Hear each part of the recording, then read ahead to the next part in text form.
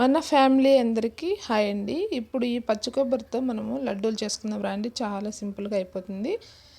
కొబ్బరిని అంతా సన్నగా తరిగేసి మిక్సీ పట్టుకోవాలి. ఇలా మిక్సీ పట్టుకున్న తర్వాత స్టవ్ వెలిగించుకొని పెనం పెట్టుకొని నెయ్యి వేసుకుందాం. 2 స్పూన్లు నెయ్యి వేసాను. వేసి మనము మిక్సీ పట్టుకున్నాం కదా, ఈ పచ్చి కొబ్బరిని మొత్తము బాగా డ్రై అయ్యేటట్లు వేయించుకోవాలి. కొంచెం కలర్ చేంజ్ అయ్యే వరకు అలా వేయించుకుంటే సరిపోతుంది.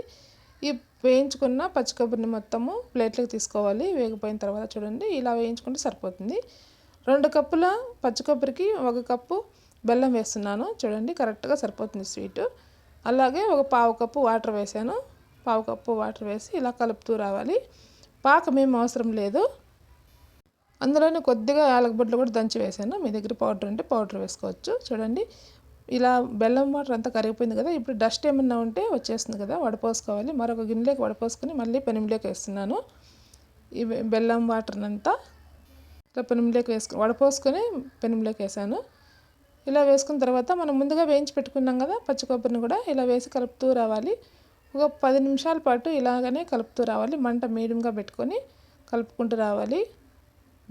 బెల్లం వాటర్లో ఈ కొబ్బరి అనేది బాగా కలిసిపోయేటట్లు వేయించుకోవాలి. ప్లీజ్ వీడియో చూస్తున్నారు కానీ లైక్ చేయడం లేదు. లైక్ చేసి సబ్స్క్రైబ్ చేసుకోండి. ఇంకా మంచి మంచి రెసిపీస్ కోసం మన ఛానల్ సబ్స్క్రైబ్ చేసి సపోర్ట్ చేయండి. చూడండి, ఇప్పుడు ఇది కొబ్బరి అంతా బాగా వేగుతూ దగ్గర పడుతూ వస్తుంది కదా, మంచి కలర్ కూడా చేంజ్ అయింది. ఇప్పుడు పెనుముకు సపరేట్ అవుతూ వస్తుంది వేగే కొద్దీ. చూడండి, ఇలా బాగా కలుపుతూ రావాలి. కావాలంటే దీంట్లో డ్రై ఫ్రూట్స్ కూడా వేసుకోవచ్చు. మీకు నచ్చిన డ్రై ఫ్రూట్స్ వేసుకొని చేసుకోవచ్చు. చాలా బాగుంటుంది. చూడండి, ఇలా సపరేట్ అవుతూ వచ్చినప్పుడు దీన్ని స్టవ్ ఆపుకునేసి పక్కన ఉంచుకుందాం.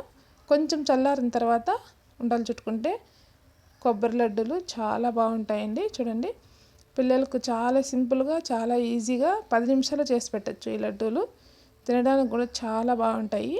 మీరు కూడా ఒకసారి ట్రై చేయండి. ఎలా వచ్చిందో కామెంట్ చేయండి. చూడండి, చాలా మెత్తగా చాలా బాగున్నాయి. ప్లీజ్ సబ్స్క్రైబ్ చేసుకోండి.